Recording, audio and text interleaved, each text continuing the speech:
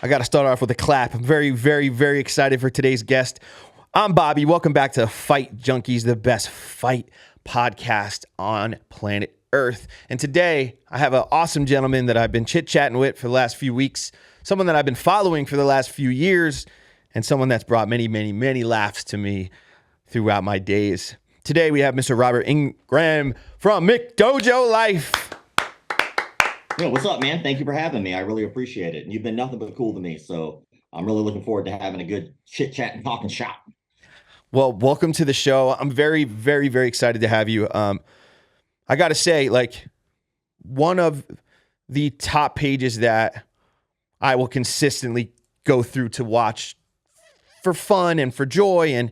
I also learn stuff. You're also like at core, like a real martial artist and, a good man. So I've definitely been impressed on what you've done and the caliber of just human that you are. Like most people that are mostly posting like funny stuff, and they also aren't going live and helping people and like actively trying to like help people with mental health and other things and give back. They just want the clout. They just want to get the views. But you are a unique individual who does both. You like to obviously have your fun, but you also give back. And I think that's great. So I was so excited to have you on today. For the viewers that don't know, which I'm sure there's not many that don't know, you have a huge page. Can you explain like how you got into this? Like, this is just awesome. Well, yeah. So McDojoLife is the brand that I've created and I've been working on for over a decade now, which is wild to think because that means now I'm getting old as shit. But McDojoLife calls out fakes, frauds, phonies, con men, pedophiles, and cults in the martial arts industry. And the idea is to try to keep martial arts as legitimate as possible because there is no real checks and balances in this industry. There's no requirement to open a dojo. There's no certification you need. Oh, you don't need to have any martial arts experience at all to open a martial arts school. There's no background checks that are required, federal or local. No one has to have CPR certification. You literally could open up a martial arts studio, give yourself the 30th degree black belt in your own made up style, and I could call it Rob's Karate and All You Can Eat Chinese Food Emporium. And you come for the karate, but you stay for the egg rolls, of course. But if I did that, that would make me a fraud. Unfortunately, this industry is full of that, and no one ever really seemed to care. Or they have this weird ideology, which I never would agree with, which is, if I just worry about me and my students and worry about making me better, that's all that matters. I'll just ignore the frauds. Well, the problem with that ideology is if martial arts is a high-rise building and every floor is a different art, karate, taekwondo, judo, jujitsu, and so on all the way up, and every day you go to train, you check in at the front desk, but you look to your left and you notice someone's trying to set the building on fire. You just ignore them because you know what? I'm not going to worry about them. I'm going to worry about me and my students. Eventually, they will set this building on fire. So I believe we should not just turn a blind eye to the things that are going on. I love martial arts. I think it's great for people, but we can't just ignore the bad. I did not know that there was no prerequisites, certifications. I remember back in when I was a kid, like the late 80s, going to Taekwondo in New Jersey. I absolutely loved it. But I didn't know that, almost everything that you can't put a window in your basement without having to get a permit at the county building, and pay for all this money. So to think that people could open up a business, legitimate or illegitimate, and try to train people without any, actual prerequisites is wild to me. That's crazy. Yeah, like when you like get the business license, I think that if I remember correctly, it falls under the same business license as a dance instructor. So it's not like, it's like I would imagine these two things are so much different from each other. But if you're going to file for an LLC as a martial arts instructor, it's basically the equivalent of a dance instructor. And again, you don't need any certifications whatsoever to start a martial arts school. There could be a homeless dude who watched Under Siege 2 like 5,000 times, and he decides, I'm going to teach that. And he just opens a school. You could do that. And we've been down experiments where we fooled people by teaching nothing but crap that was in movies that we saw. And they bought it. Like they thought it was the best seminar they had ever had. I wonder what leads people in their psyche to believe certain things? Is it a form of wanting to be accepted? Is it a form of like just utter belief and like lack of skepticism? Like what do you think makes the so if you're watching and you don't fully know because you're a little younger, back at least when we were younger, there was karate studios everywhere and they popped up, and I see clips that you post now, and it's like you said, anyone could be a master. Um, what made you want to start challenging these people? Like, because you're a true martial artist? And honestly, so like, I've been in the martial arts industry for 26 years now, and I mark it every year on my birthday because that was when I took my first class ever, because martial arts was a birthday gift for me. My mom had paid in full for classes, and I was getting beat up and picked on and teased in school, and it culminated in just getting jumped outside a gym class for 5 minutes, where two teachers stood there and watched the whole thing and did nothing about it. And I'm laying there bleeding with glass broken, and I'm all cut up and busted. I even have like a scar on my finger, which is like a tattoo from when I got stabbed with a pencil during that beating. And so a friend of mine who was late to the class, he saw me there bleeding, and he ran up and he picked me up and he walks me to the nurse's office. And when he walks me to the nurse's office, he hands me a card for a free trial martial arts class, and he goes, "You need this." And so I asked my mom, and my mom was like, "Yeah, of course." Or, well, technically, she said maybe, which my mom doesn't say maybe. But the next month, I had one birthday present. I opened it up, and it was just a contract that was paid in full for the year. And my first class was on my birthday. My uniform was already there. I showed up, and I've never stopped since. So it changed my life, quite literally. I know that that's the cliche, right? Martial arts changed my life. It did. Like, it sucked. My life sucked ass, and then I got this outlet, this amazing gift, that I've been doing now since I was 12. And about, like, I don't know, I was a blue belt in Brazilian Jiu-Jitsu. I had already had two black belts in two other arts, and I started Jiu-Jitsu, and I was a program director there. So my boss calls me up one day and he's like, "Yo, man, I can't teach. I'm not feeling well." So I was like, "All right, that's cool. I'll teach the class for you." So I taught like an arm bar, triangle choke, transition between the two, and we sparred. After that, because it was a noon class, everybody stood around, were chit-chatting, shooting the crap. And one guy stayed behind after everyone left, and he pulls me to the side and he goes, "Hey, man, I'm a little embarrassed. I don't know what a McDojo is," because that was a conversation we were having at the time. And I explained to him what it was, and he asked me a very simple question that I never thought about, which was, "Why doesn't anyone do anything about that?" And I was like, "Well, damn, I have no clue. I don't know why." So I started researching, right? Like, what are the requirements to start a school? Oh, there are none. Like, who's going to check if you're lying? Oh, there is no one.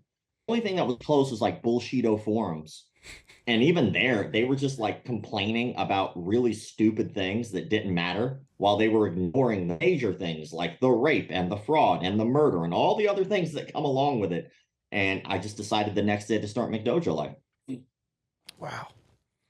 I really absolutely love when people put their mind to something that they genuinely care about. There's a lot of people out there, for instance, fight junkies for me. Like, when I was asked to do the show, it was like 2 years of like the boss watching me post about fighting anyway. Like, this is genuinely a passion for me, the mixed martial arts world since I was young too.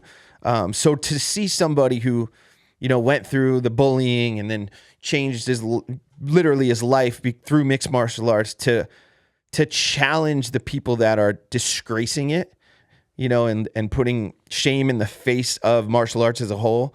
I think those are the people that we need to do what you're doing.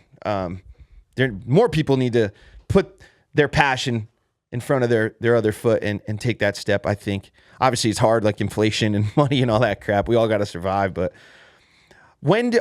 so how did it, like, obviously you were like looking into it and seeing like, I just have a vision of you like just showing up at like some dojos and just like beating the shit out of like the guy that owned it and seeing this guy's a fraud. Like, It doesn't really work that way. Like, there's this term, it's called cognitive dissonance. And so cognitive dissonance, to sum it up as simply as possible, is you believe something your entire life, right? like the Matrix. And then someone shows you that what you believe beyond doubt is wrong, just wrong. Like kind of like when you hear the lyrics to a song, right? And you sing it wrong your entire life. And then one day you actually read the lyrics and you're like, oh, that's not the word at all, right? Well, at that moment, you have a decision to make. Do I continue to say it the way I've always said it, now that I know for a fact I'm saying it wrong? Or do I change it and go the opposite way and now sing it the right way because I'm now aware of what the lyrics are? Now, most people, when it comes to lyrics, they'll probably sing it the right way from here on out, but every once in a while they'll still joke about the old lyric that they got wrong. Well, now take that and make it a belief structure.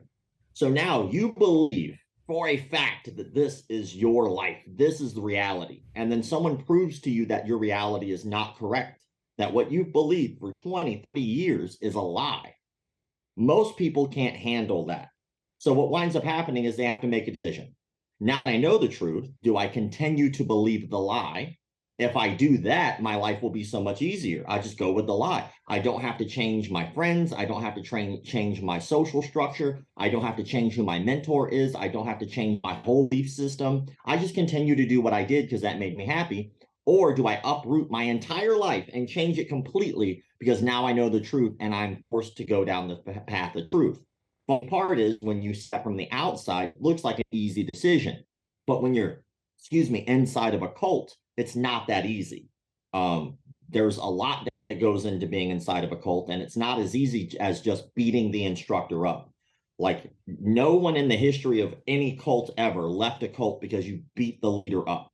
It's just not how it works. And people will go, well, at least they'll know that it's true. That's the smallest part of what makes them a part of a cult, is that who can beat who up. I promise you they don't care.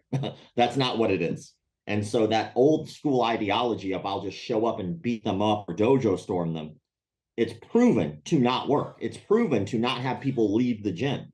It just makes the other person kind of look like a bully. That's really all it is to it. Yeah, I could see the ideology that goes into the belief system. For me, look, I'm a perfect example of that. My dad was a cop. His friends died in 9/11. I was in high school. They told me these are the bad guys. I joined the army. I went to war believing these are the bad guys. Fast forward almost 20 years. I don't believe any of that anymore. And it was not easy to change.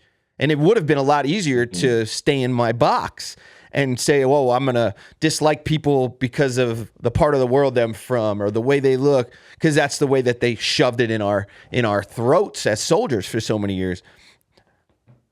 So, that resonates with me. I can't imagine being in an environment where, since you were a kid, your father, your uncle, your cousins, you're in a small town, let's see in Tennessee, outside of Memphis, Tennessee, where there's not a lot going on unless you're like a football star. And that is like it's like being in a motorcycle club. Like that's your thing. Yeah. When do you push back? Most don't. Is that why there's such a big following with you? Because I look at it like a church. You ever see the guys in the church making believe the demons are coming out of people? Like, nothing against the religion or anything, but like I look at that and go, that's bullshit. They're all acting, and it's kind of like, man, the belief these guys have and the power they have over these people is like unreal.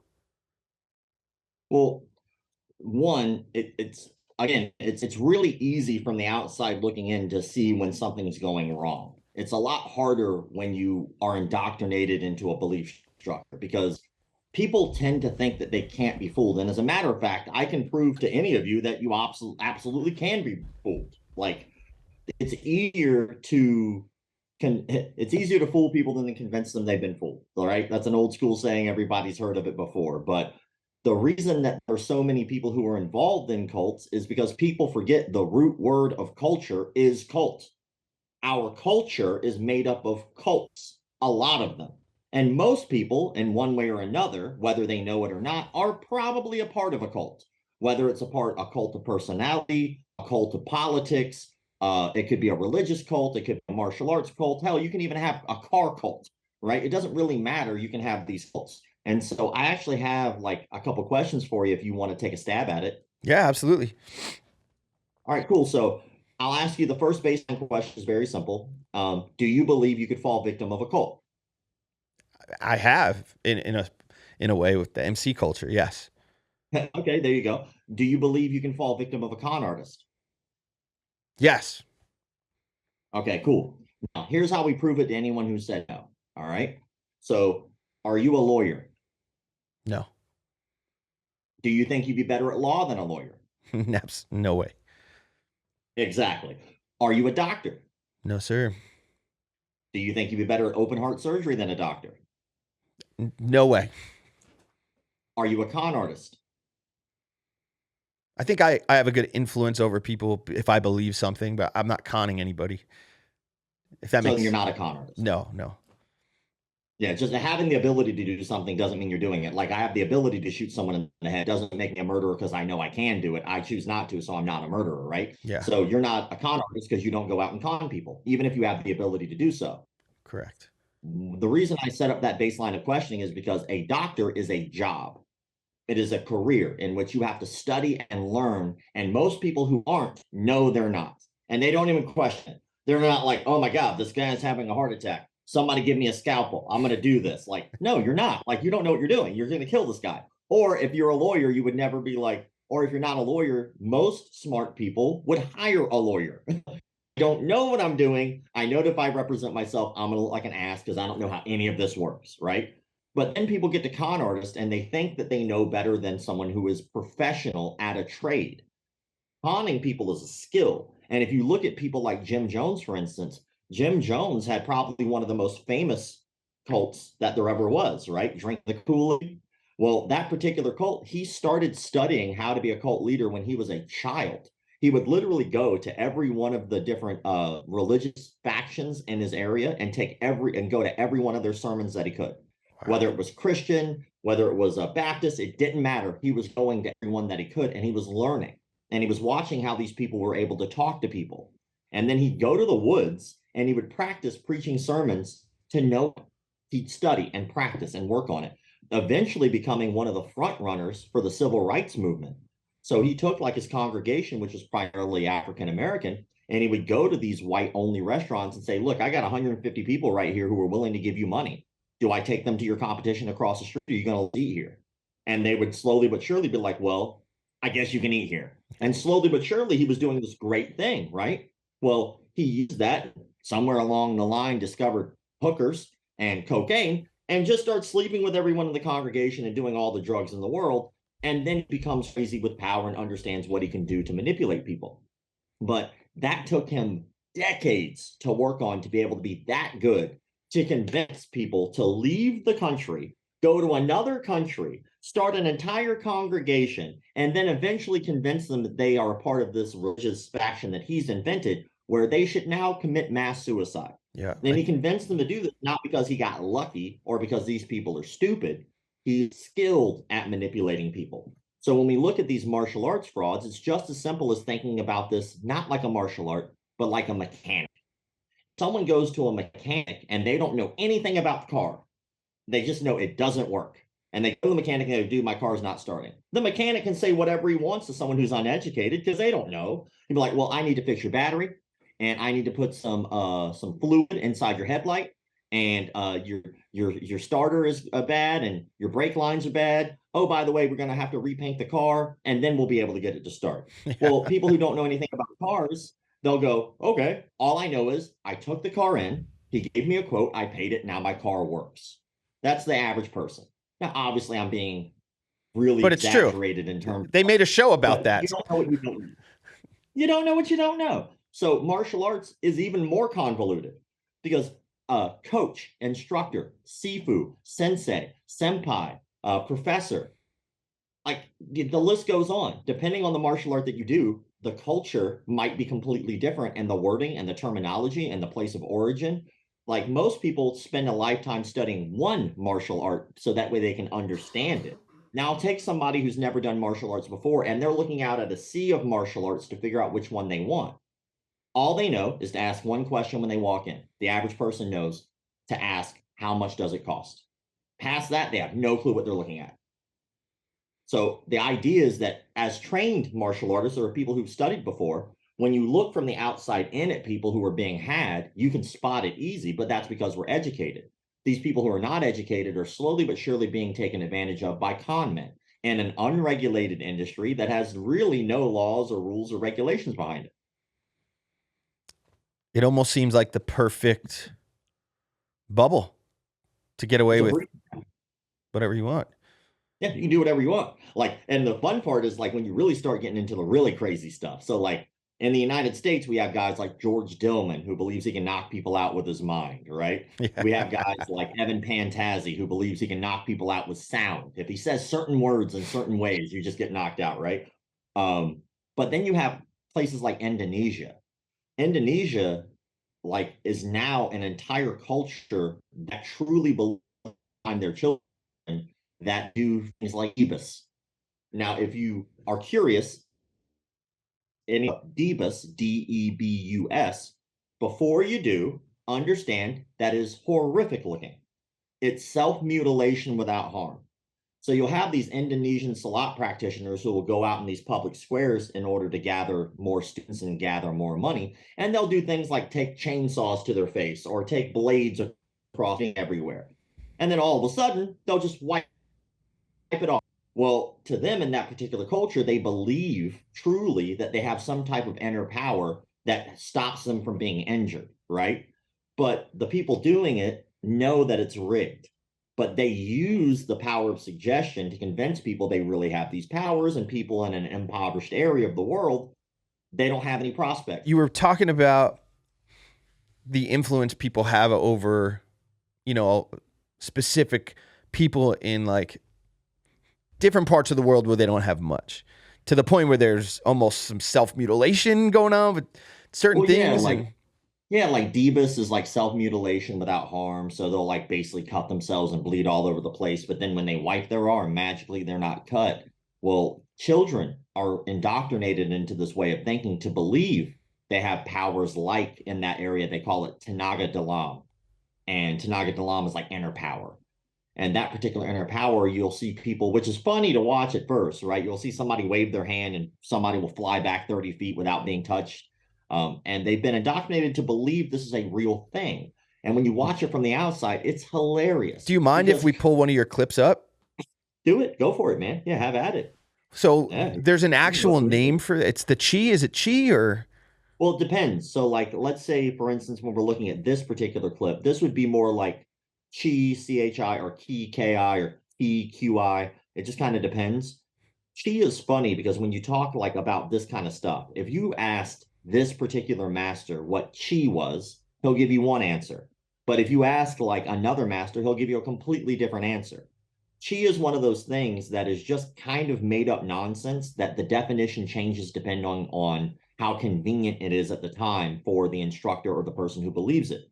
Some people believe it's just air. Some people believe it's just energy. Some people believe that it's literally glucose. Like you can go online and just look up what chi is, and you will not find the same definition more than once usually. Why? It's because it's made up. It's not real. Like, this is bullshit. Crazy. Scientists have never been able to prove that chi is real. There is no real evidence that this is a real thing.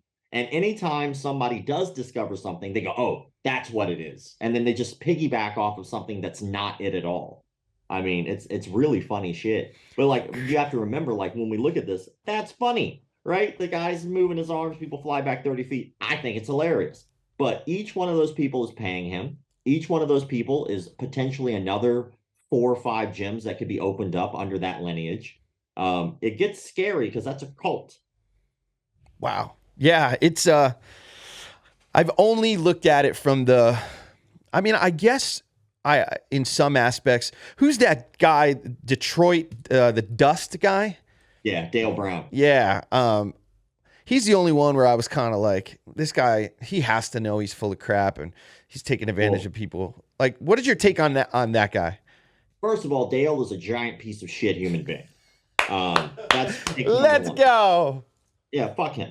Like the problem, like I'll give you a little backstory too, because most people don't know this, but when I first did my video about Dale, if you watch the breakdown that I did, which I only did one breakdown about Dale Brown, I show all the nonsense techniques that will not work.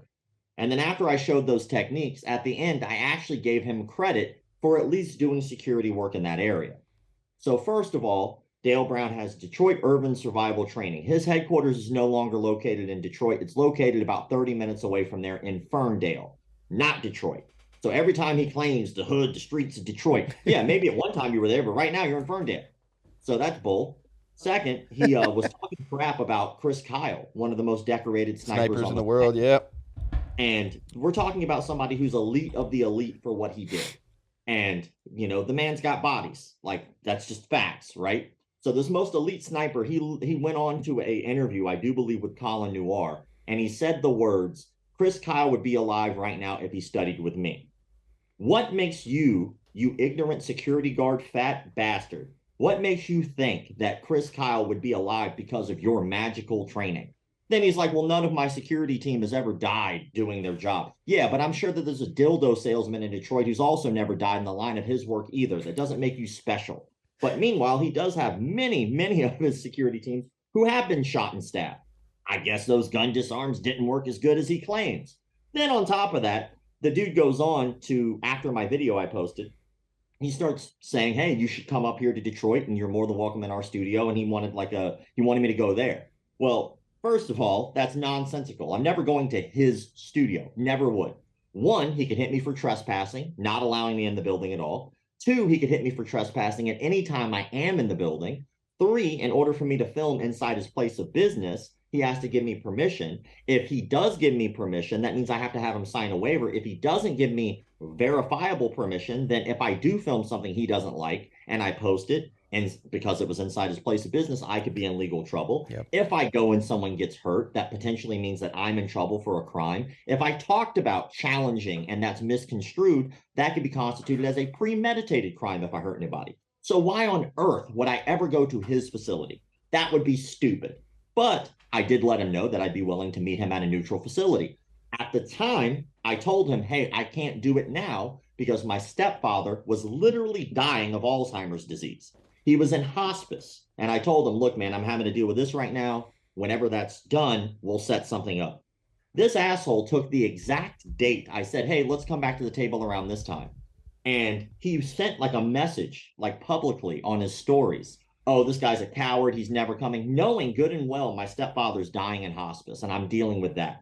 He didn't give a shit. He doesn't care. So he just starts talking shit online, knowing what I'm going through, right? So then Tom DeBlas offers him $50,000 to spar with one of his female students. Yep. He doesn't accept. Who else? I offered to pay for his hotel, his flight, and his food and accommodations for him to come and meet me at a neutral facility. He's never agreed to do that. Sean Strickland put him through a cabinet this last year at SHOT Show. Sean Strickland was trying to do that wrist lock. He just basically barely pushed him, and the guy flies back like he's never stood before in his life. At the gun store over here, yeah. Yeah, and then what happens? Sean Strickland doubles down because there is Dale Brown talking shit again from behind a screen about Sean Strickland. So Sean Strickland offered him $200,000 to meet in the desert to spar. Nothing. So this man not only is a giant coward, but he hides behind the fact that he lives in a certain city. Then he does these weird things, like he says things like, oh, well, we don't spar at our facility. But then he tries to get everyone to love him or pay attention to him because he backs an MMA fighter after he's talked all this shit about MMA. Then he does these things where he talks about like, oh, I'm going to do this drill where you're going to hold this pistol at me and I'm going to have a pistol behind my back. And when you see me move and I pull the trigger, when you see me move, I want you to pull the trigger. So he's set parameters around the self-defense. Like, it's all complete bullshit. Well, not only that, but he's a hypocrite because he also publicly announces all the time, you should not leave one in the chamber. You should have to rack before you shoot. Well, in his experiments, watch any of those experiments, he never racks before he shoots. So he's literally lying to someone's face. Then he's a hypocrite. Then he sets up these experiments that don't hold his own standards. He doesn't spar in his facilities while he's trying to teach people about the streets in which his own employees have gotten seriously injured in the line of work, even though they've never died. Well, I got to tell you, there are plenty of janitors who've never died in the line of work. There are plenty of mechanics who never died in the line of work. That's not impressive to say your people haven't died. But let's go back and check out all the people who've been injured doing the crap that you're talking about.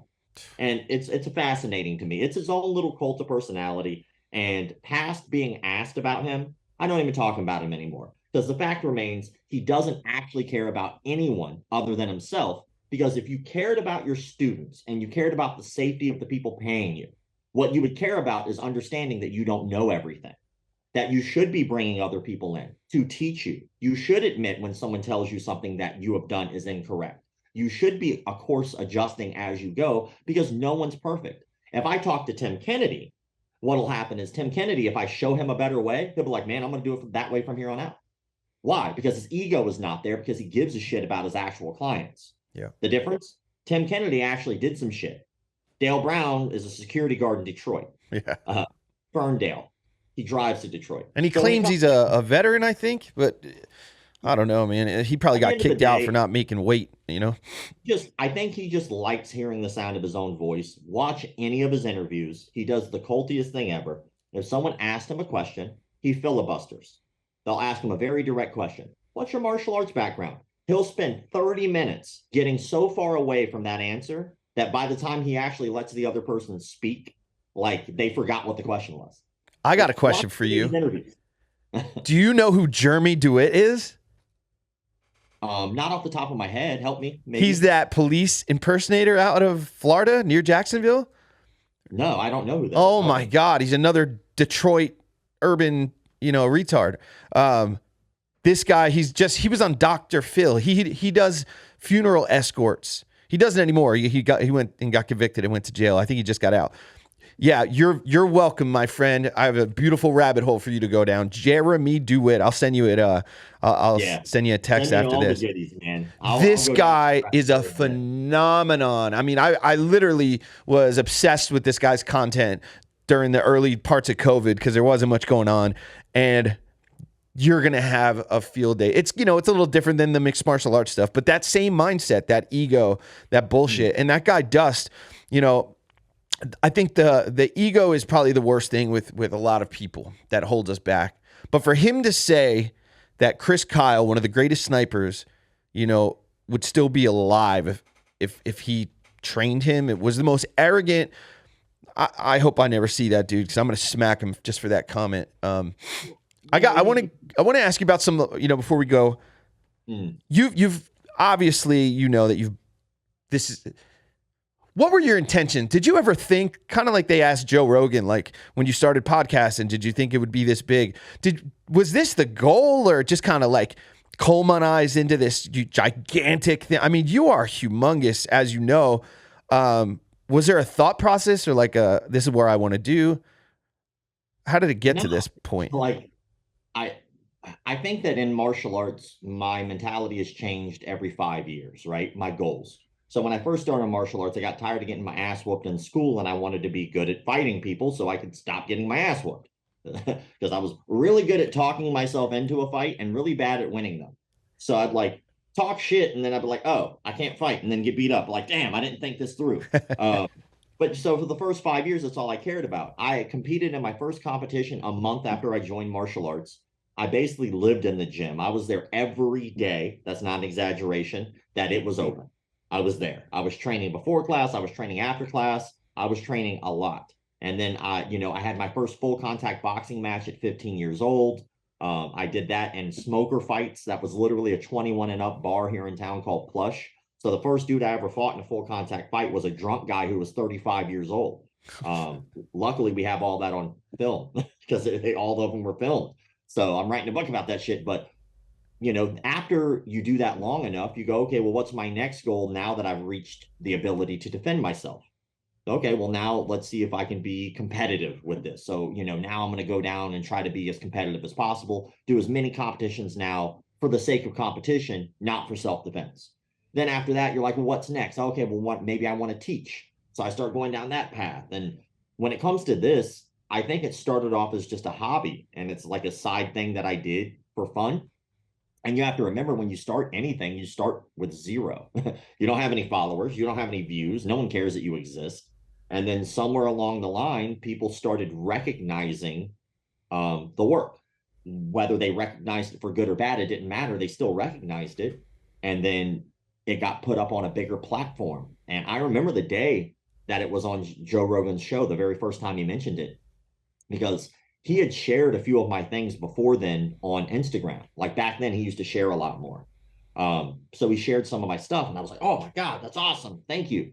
But then he started talking about it on the show, and that day he did that, I was next door to the jiu-jitsu academy I was at, and I'm painting the jiu-jitsu the building next door. Sorry. And as I'm painting the building next door, getting it ready for summer camp, which is about to come up, my phone starts vibrating a lot. So I shut it off and put it back in my pocket and go back to painting. I went back next door to like wash up and get ready to teach a kids class. And one of the parents came in and said, "Hey man, congratulations." I was like, "For what?" Like, "I'm not sure what I did, but thank you." He goes, "Oh man, Joe Rogan talked about you on his show for a while." I was like, "Really?" And then I turned on my phone, and like if you have an iPhone, when you turn it on, Just you get like the notifications. It just scrolled. I was like, "What the fuck?" I was like, "This is awesome." So like I think that day I gained like 50,000 more followers just because I was mentioned for like 5 minutes on a show. And then he did it again, then he did it again, and now it's something that he mentions quite a bit here and there, and it's cool that I'm recognized by someone in the industry who cares about the industry. Whether it was Joe Rogan or not, who gives a shit? That's cool, and I appreciate that was him because obviously that's a big platform to be mentioned on. But it's all those other messages started to let me know maybe I should do this more as a full-time career. Like when you do a message or when you do a video about like Endo Athletics. Endo Athletics is an apparel company that quite literally has been ripping people off for at least a decade, if not more, through various names of different companies that he creates every time he gets caught. Well, I was able to get those people thousands of dollars back.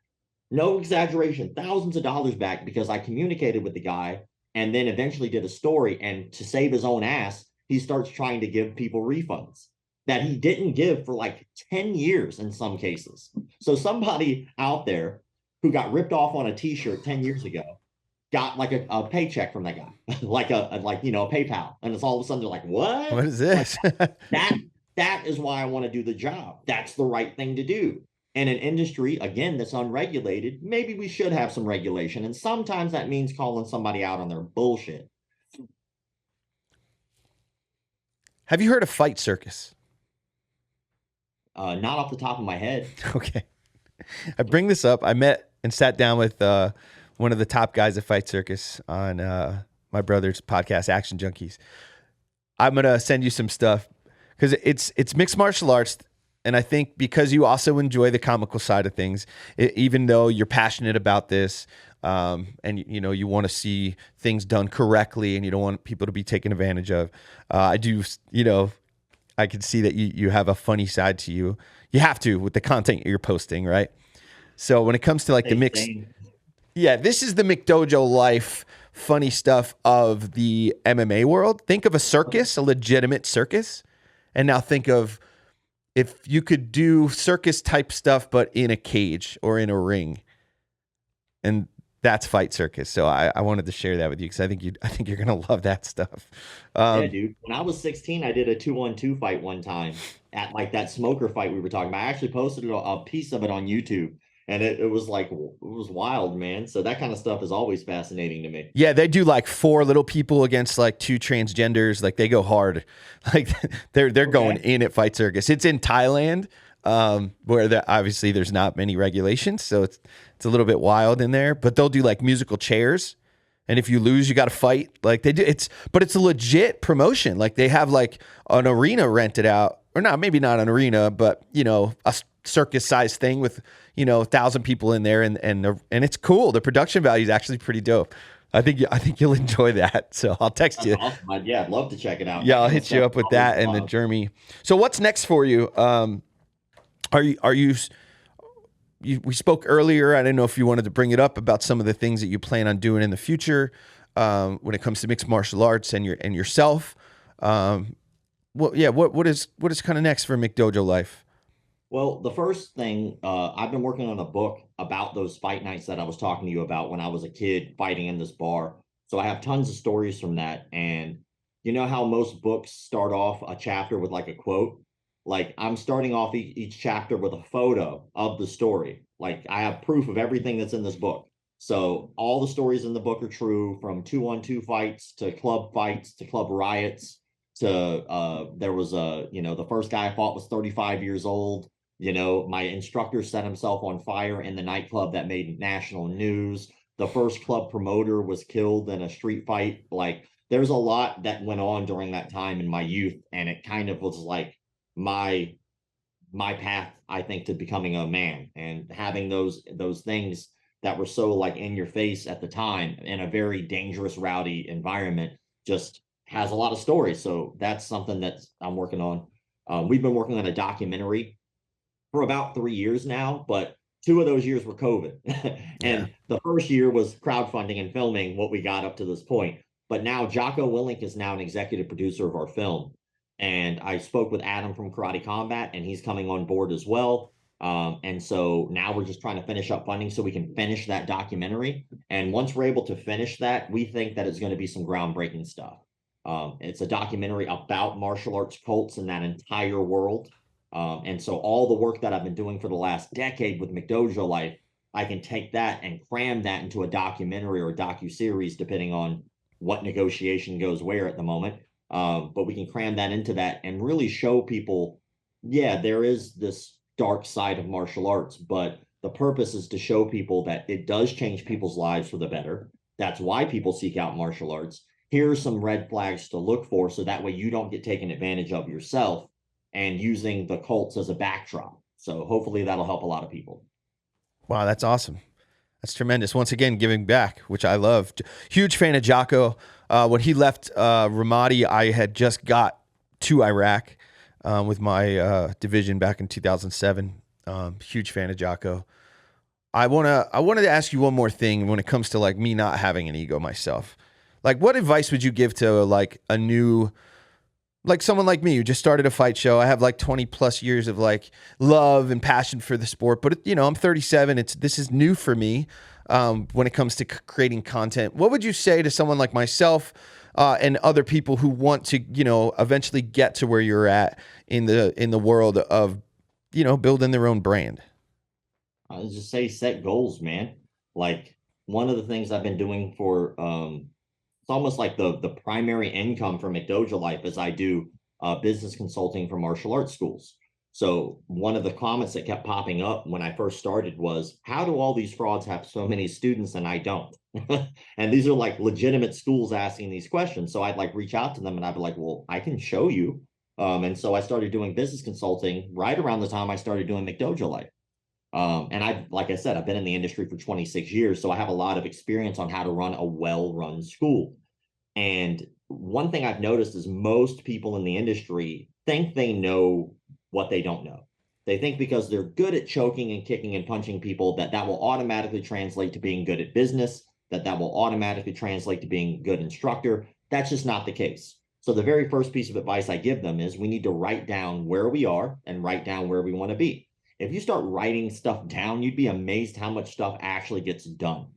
Like, it solidifies. Like, it's a strange thing. You can start marking it. You can start seeing progress and say, man, I want 10 followers this week. Well, how are you going to get them? Are you going to reach out and start liking other people's posts? Well, that's a good way of getting people to notice you. Are you going to start commenting on people with big platforms on their posts? Well, that's another good way of people noticing you. So once you set the goal, you know what you want, then you answer the question of how are you going to get it? If you don't set the goal, you're never going to get there. And so that would be the advice I give. Set the goal, and then once you set the goal, everything else will answer itself. Yeah, it's crazy how when you get out there and you start doing stuff, things start happening.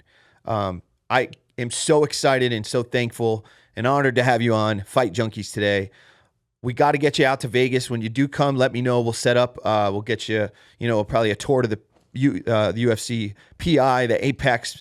We'll see if we can get some seats cage side for a fight night. It was an absolute pleasure.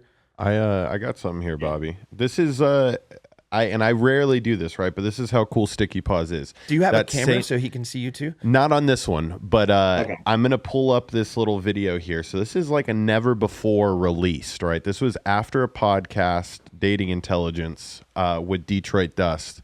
And when you guys were talking about it, I was like, I'm going to fucking find this because I literally don't think it's been out. But this is Byron Rogers right here, and obviously the man of the hour. So this was after the podcast. He was doing like the little testing, and I think this is the clip that I want to pull up. Same thing. Take aim and say, if I move, you're gonna shoot. Okay, you move, I'm gonna shoot you. Oh, he's already pulling. The head, he got his head out of the way in time. Yeah. Now the disarm would go. The disarm would go. I want to smack that dude in his mouth.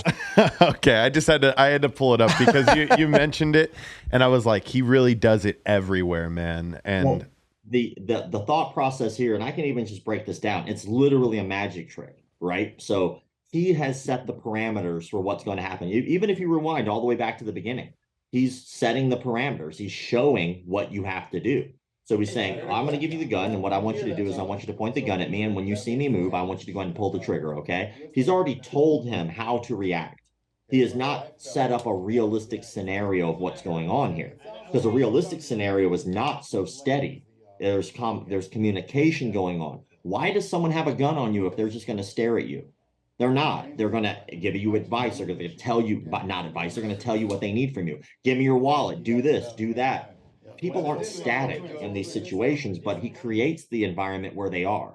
He set up all of those parameters. And then, of course, reaction is slower than action. So by him knowing that he's going to be able to move when he wants, the other person isn't aware of when that's going to happen. But if you noticed, at first, the guy was kind of like flinching to pull the gun away. Well, all he was waiting for is for the person to reset. That would have never happened in a real scenario where he goes, okay, I flinched, so now I'm going to put the gun right back where it was. Why would you do that? Like, if someone has you alive at gunpoint, there's a reason. They need something from you. They need information. They need you as a hostage. They need you as a human shield, or they need an item.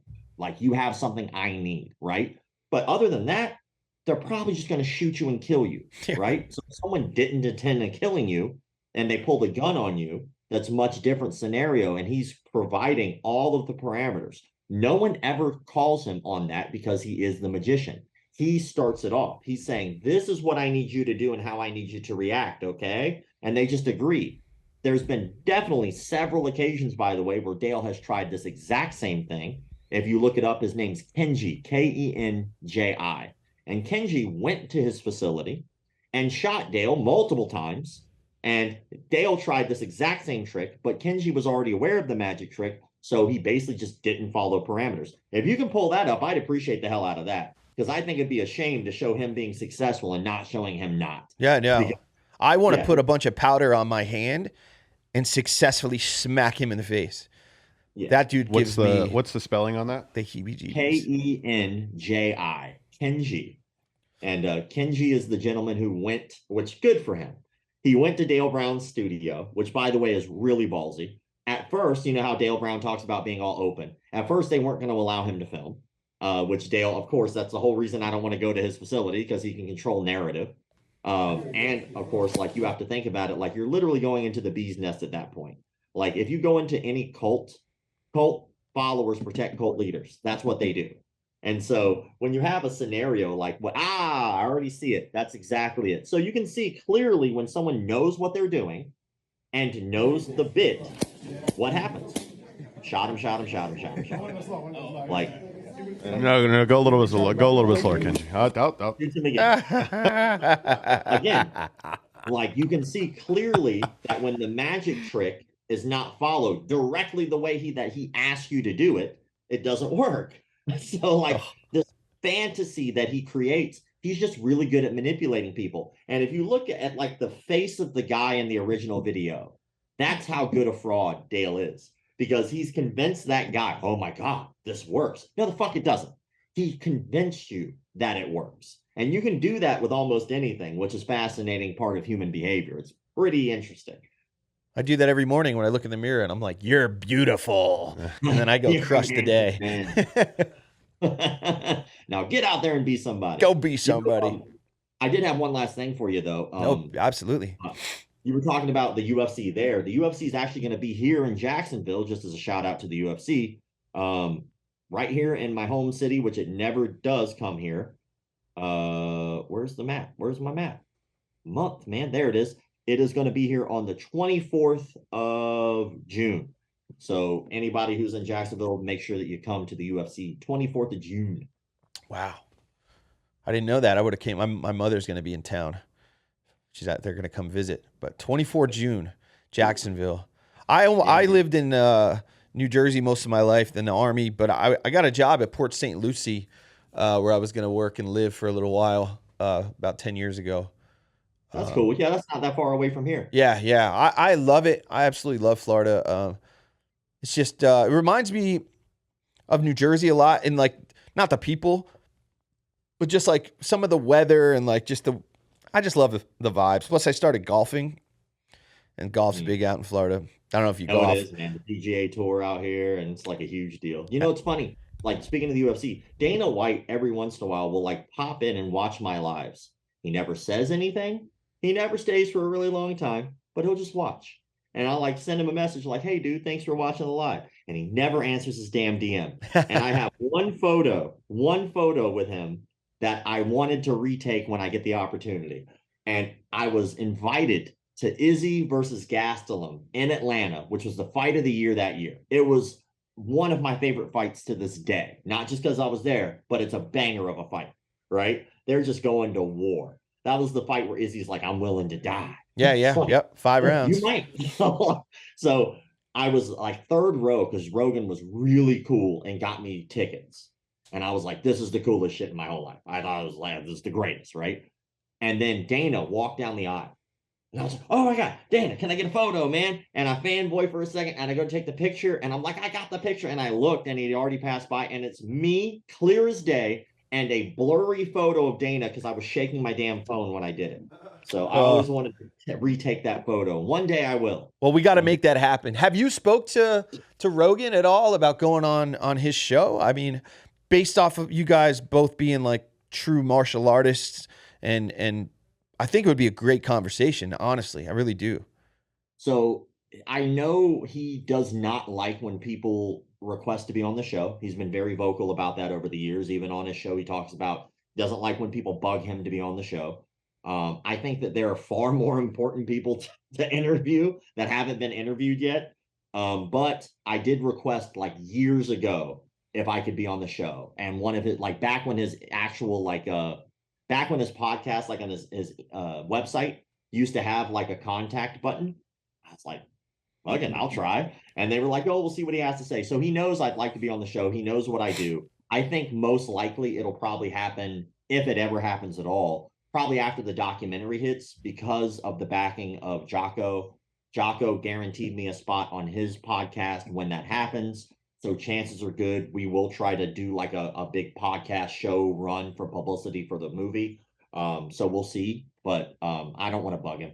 Like it's really weird even now, because if he has like a show, I'll be like, "Yo, man, I see you're going to be in town." He's like, "I got you tickets."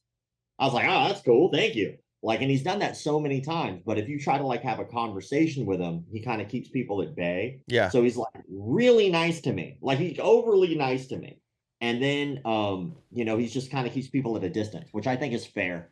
Well, maybe, and obviously we won't post anything without you previewing it first and saying it's good to go, like clips and stuff from this. But maybe you didn't ask. You just said it, in a roundabout way. Of course you'd like to be on it, but you wouldn't have. Maybe we could clip something and tag him on Fight Junkies, and maybe he'll be like, "Damn, this guy," and you never know. But I'm, like I said, I don't really want to bug the man, but like I don't control other people's content.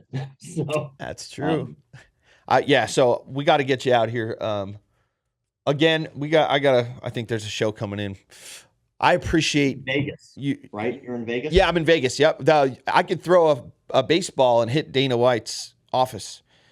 That's awesome. Yeah, I'm going to be there for International Fight Week. So I'll be there the 3rd, at least through the 7th, maybe the 8th, if I'm able to get into the fights, because I know usually Fight Week builds up to a fight on that Saturday. Yeah. So, but I know for sure I'll be there on Fight Week, because we're doing a convention, a martial arts convention out there next year, and we're scouting locations at an MGM property. So if we can find a good location at a good price for a convention during International Fight Week, not this year, but next year, we're going to do a convention. So martial arts style convention with like seminars and speakers and panels and guests and stuff like that. It's kind of make it as close to Comic-Con for martial arts as possible. That's great. That's great. Yeah, we'll have to get together for sure. And I'll be at the International Fight Week. I'm working on getting some creds. If I can, I'm just going to spend this $1,000 and buy my own VIP pass and do Fight Junkies that way. But either way, I will be in there. That's for sure. That's awesome, man. Well, I look forward to meeting you then. Yeah, absolutely, man. So once again, McDojoLife, awesome page, awesome person, awesome human. I really appreciate you coming on Fight Junkies. He means a ton to me, being like a smaller show, just getting in the works, but keep killing it. I want to say to you that I'm proud of you and I'm proud of what you've accomplished up to this point, and keep slaying it, brother.